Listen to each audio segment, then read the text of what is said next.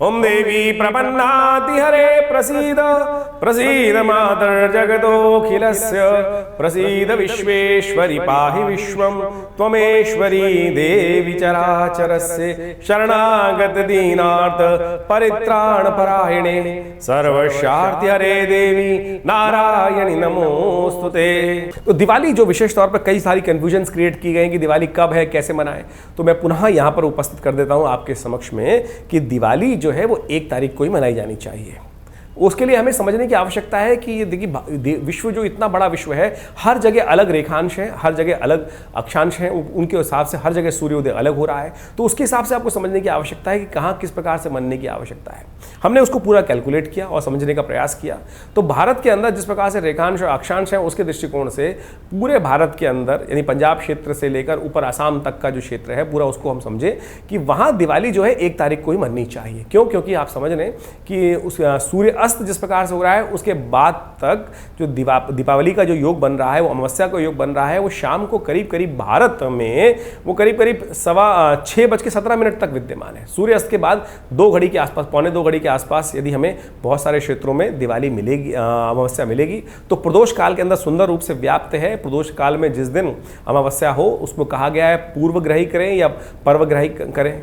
तो पराग्रही है, दीपावली के संबंध में अमावस्या के दिन कहा गया है पराग्रही जो हो, पूर्वग्रही नहीं, पराग्रही जो हो, यानी अगले दिन जिस दिन पूरी तरह से अमावस्या, यदि आपको विशेष तौर पर जो अमावस्या है विशेष तौर पर अगर सूर्य अस्त के बाद तक 2 घड़ी जो 1 घड़ी से ऊपर विद्यमान है तो उसी दिन मननी चाहिए। तो भारत के क्षेत्र के अंदर साफ साफ समझ लीजिए, हमारे लिए सबसे श्रेष्ठ ये है कि ये जो ग्रह है ये साफ साफ दिखा रहा है। पाकिस्तान से आगे जाकर, अफगानिस्तान से आगे जाकर जहाँ जहाँ रेखांश उपस्थित होंगे, चाहे वो यूरोप है चाहे वो अमेरिका है, वहाँ 31 तारीख को मनने का योग है। तो वहाँ 31 तारीख को दीपावली का पर्व मना है और मनना ही चाहिए उसमें, क्योंकि वहाँ पर जो सूर्यास्त शाम को जब होगा 1 तारीख को, तब अमावस्या नहीं रहेगी। अमेरिका इत्यादि, यूरोप इत्यादि, दुबई इत्यादि क्षेत्रों के संबंध में हम बात कर रहे हैं। लेकिन भारत जो पाकिस्तान तक का क्षेत्र जो है ऊपर लेके बात करें, असम से ऑस्ट्रेलिया इत्यादि क्षेत्रों में यदि हम बात करें, चाइना इत्यादि में रहने वाले हिंदू कब मनाएंगे दिवाली, तो वो 1 तारीख को ही दिवाली मननी प्रशस्त दिखाई देती है। शास्त्र के दृष्टिकोण से इस संबंध में भ्रांति ना उत्पन्न करें। बहुत सारे लोग इस बात पर कहते हैं कि सब लोग का त्यौहार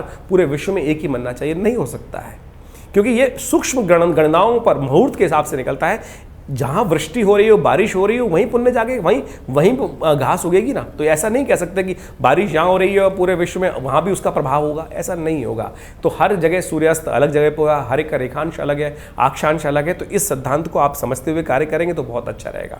भारत के दृष्टिकोण से समझ लीजिए, सबसे श्रेष्ठ काल दिवाली का जो पूजन का है वो है करीब करीब प्रदोष काल में शाम को करीब करीब 5:35 से लेकर करीब करीब सबसे श्रेष्ठ काल जो है वो 8 बजे तक का मुहूर्त सबसे श्रेष्ठ है। तो प्रदोष काल के अंदर भगवान भगवती का, महालक्ष्मी का, गणेश का सुंदर पूजन करने की व्यवस्था बनाएं, बहुत अच्छा रहेगा। निशीत काल जो आरंभ होगा वो विशेष तौर पर जो है 8:30 बजे से लेकर 11 बजे तक, और उसके बाद रात्रि तक करीब करीब आप मान के चले 2 बजे तक का सुंदर मुहूर्त बन रहा है। निशीत काल में भगवान शंकर की, गणेश जी की और भैरव भगवान के साथ साथ महालक्ष्मी का सुंदर, महाकाली का सुंदर पूजन करने की व्यवस्था रहती है। मुहूर्त इत्यादि के हिसाब से दोपहर के समय में, वैसे तो दिवाली का पूरा दिन ही मुहूर्त है, उसके दृष्टिकोण से आप आनंद भाव से पूजन करने का प्रयास करेंगे तो बहुत अच्छा रहेगा। और दिवाली के अगले दिन गोवर्धन का सुंदर पर्व है और उस दिन अवश्य आप भगवान कृष्ण का पूजन करें। हमने भी विवेकानंद योगाश्रम में बड़ा सुंदर उस दिन कार्यक्रम रखा है गोवर्धन पूजा का, आप उसमें भी सम्मिलित हो सकते हैं। और एक बात ध्यान रखिएगा, दिवाली को रात्रि में भगवान की आराधना करने के बाद सुबह सुबह जब संध्या काल, जब सुबह सुबह जब सूर्योदय होते हैं उस समय उठ जाना चाहिए।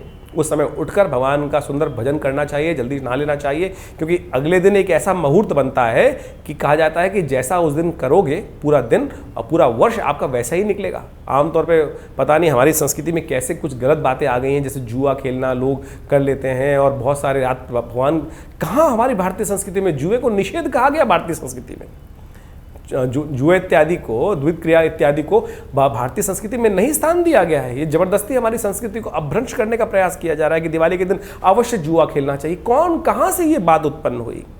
समझे कि आप ये जो भगवान, विशेष तौर पर अगर भगवान को युद्ध में देखें, महाभारत के युद्ध में अगर भगवान ने जुए से ही जितवाना होता तो युधिष्ठिर को जुए में जितवा देते। तो इस भ्रांति को अपने शास्त्रों से हटाएं, अपने मनों से हटाएं कि शास्त्र में कहीं इस बात को नहीं कहा गया है कि दिवाली की रात को, अरे दिवाली की रात तो जागने की रात है, भगवान की आराधना की रात है, भगवती महालक्ष्मी को प्रसन्न करने की रात है, दीपावली प्रकाश की तरफ ले जाने की रात है। ये गलत कार्य करने की रात नहीं है। इस दिन विशेष तौर पर विशेष पूजन का महत्व है। भगवती महालक्ष्मी का रात्रि सूक्त का पाठ, देवी सूक्त का पाठ, महालक्ष्मी के विभिन्न श्री सूक्त इत्यादि का पाठ कर भगवान शंकर के त्र्यंबक मंत्र को जागृत करने की यात्री है, तो उसका पूजन किया जाना चाहिए। और अगले दिन जैसा हमने कहा, सुबह प्रातःकाल जल्दी उठें और भगवान विशेष तौर पर सुंदर स्तवन करें, भगवान विष्णु का, भगवान कृष्ण का सुंदर पूजन, गोवर्धन पूजन, अन्नकूट का पूजन करें, आनंद भाव से प्रसन्नता के साथ रहें। इस दिन वो योग बनने वाला है जो आप 1 जनवरी को मानते हैं। लोग कहते हैं ना कि 1 जनवरी को अच्छे रेजोल्यूशन बना लो, अच्छे कार्य करो, पूरे साल वैसा होगा। उस दिन नहीं होने वाला। ये वही है, कार्तिक मास के शुक्ल पक्ष की प्रतिपदा, जिसको अन्नकूट कहते हैं, गोवर्धन कहते हैं, उस दिन वो मुहूर्त बनता है। तो इस दिन अवश्य उस दिन पूजन कर लेना चाहिए। तो ये विशेष तौर पर जो व्याख्या हमने उपस्थित करी है, इसको समझें, आनंद से जीवन में स्थान दें।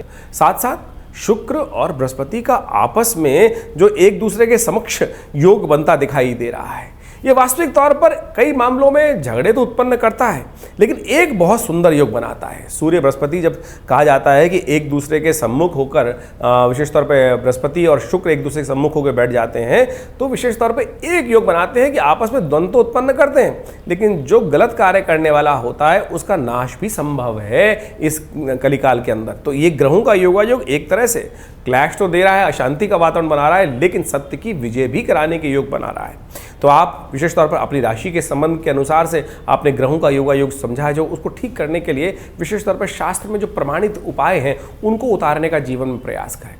हम इस कार्यक्रम के माध्यम से आपके समक्ष जब ज्योतिष को उपस्थित करते हैं तो हम प्रयास करते हैं कि जो प्रमाणिक, विशेष तौर पर पौराणिक मत के अनुसार से जो उपाय शास्त्र में वर्णित है, पंचांग के दृष्टिकोण से, विशेष तौर पर तिथियों के दृष्टिकोण से, इन योगायोगों को महत्व समझने का हमें प्रयास करना चाहिए। भारतीय संस्कृति में शास्त्रों की जो रचना की गई है वो इसी कारण से रचना की गई है। उन सब जो उपाय हम सब लोग करें वो शास्त्र के प्रमाणित उपाय करने का प्रयास करें।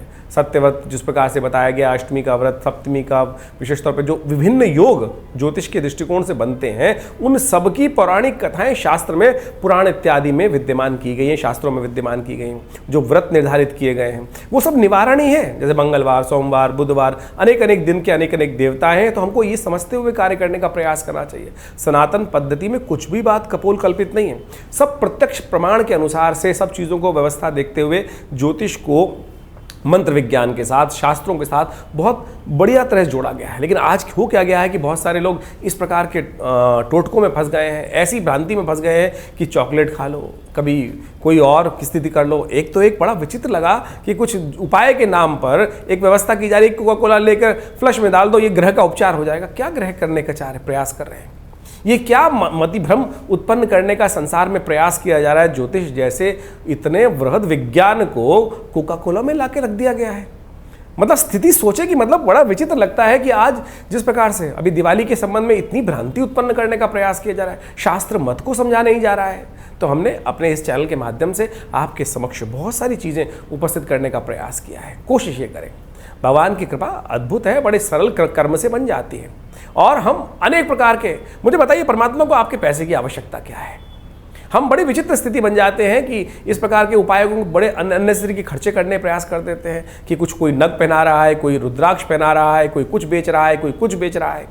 हम ज्योतिष को वास्तविक तौर पे क्या बनाने का प्रयास किया जा रहा है? लाख लाख रुपए, 2-2 लाख रुपए, 5-5 लाख रुपए। एक तो ऐसा मुझे समझ में सुनने को मिला कि एक व्यक्ति ने, कोई रत्न था बहुत महंगे रूप में, 5-5 लाख रुपए के, 10-10 लाख रुपए के रत्न बेचे जा रहे हैं।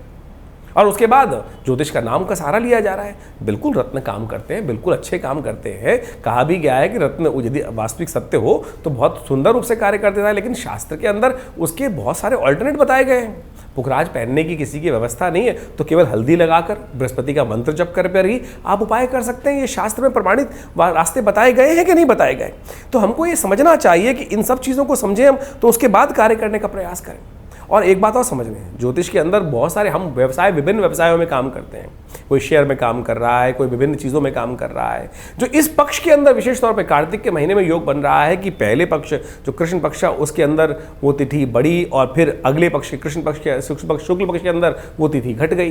तो ये साफ साफ दिखाता है कि ये जो भयावह स्थिति है, बाजार का रुख भी बड़ा विचित्र हो सकता है और गोता लगा सकता है, तो आप कोशिश कीजिएगा इस सब संबंध में शांति के साथ कार्य करने का प्रयास करें। ये सब चीज़ें जो उपाय हम आपके समक्ष रखते हैं, चाहे मंत्र का उपाय बता रहे हैं या कोई चीज़ दान करने का उपाय बता रहे हैं, शास्त्र के अनुसार से प्रमाणित हम प्रयास करते हैं कि उन सब कथाओं का भी आपको मूल रूप से सिद्धांतिक तौर पर समझाने का प्रयास करें। अर्थ क्या है तो समय समय पर आपके समक्ष उपस्थित रहते ही हैं। और एक बात और ध्यान रखिएगा, मंगल इन दिनों बड़ी विचित्र स्थिति में चल रहे हैं। मंगल का योग कर्क राशि में जो योग बन रहा है, नीच के होकर मंगल स्थित हो गए और काफ़ी लंबे समय तक ये मंगल योग बनाने वाले हैं। ऐसे में विश्व के दृष्टिकोण से तो ये भयावह स्थिति बनती है। कोई भी दुस्साहसपूर्ण कार्य बहुत सारे गलत लोग कर सकते हैं, गलत तरफ दिमाग चल सकता है, दुस्साहसपूर्ण कार्य हो सकता है। तो ऐसे में मंगल का लगातार आप उपाय करने का प्रयास करें। और इन समस्त कार्यों के लिए हमारे आश्रम में विभिन्न समय पर विभिन्न प्रकार के यज्ञ समय समय पर चलते रहते हैं। आप सब लोग उसमें भी सम्मिलित हो सकते हैं। रविवार को जो बड़ा कार्यक्रम होता है, कोई फीस नहीं ली जाती आश्रम में। आश्रम की तरफ से ये समस्त यज्ञ इत्यादि कार्य जो है विभिन्न कार्य समय से चलते हैं। आप यदि रविवार वाले यज्ञ में बैठना चाहें तो सुबह 8 बजे से लेकर करीब करीब 10 बजे तक भंडारे के साथ सुंदर कार्यक्रम रहता है। आप उसमें सम्मिलित हो सकते हैं। भगवान भगवती के सानिध्य में बैठ सकते हैं। माँ भगवती की सुंदर शिव विग्रह, जो चमत्कारी शिव विग्रह 1947 में मुल्तान से यहाँ पधारा, उनके सानिध्य में, जिनकी फोटो अभी आप हमारे इस वीडियो के माध्यम से देख भी रहे होंगे, तो ये भगवती का शिव विग्रह 1947 में 500 साल पुराना भगवती का शिव विग्रह है जो आश्रम में प्रतिष्ठित है। उन्हीं के सानिध्य में विभिन्न प्रकार के कार्यक्रम, गौशाला इत्यादि, विभिन्न हॉस्पिटल के जो विवेकानंद हॉस्पिटल है, योगा प्राकृतिक चिकित्सा आयुर्वेद का हॉस्पिटल है, वो कार्य कर रहा है। विभिन्न लोग जो विभिन्न पैनल्स पे हैं, भारत सरकार के, दिल्ली सरकार के, एनडीएमसी के, दिल्ली पुलिस के, विभिन्न सरकारी ऑर्गेनाइजेशंस हैं, वो भी आकर यहाँ पर अपना इलाज पैनल पे होने के कारण से कराते हैं। तो आप भी हमारे इस संस्थान से जुड़ें और संपूर्ण रूप से आध्यात्मिक कार्यों को हम आगे बढ़ाने का प्रयास कर रहे हैं। आशा करते हैं आप भी इसमें सुंदर रूप से जुड़कर लाभ लेंगे और विवेकानंद योगाश्रम के साथ जुड़े रहेंगे।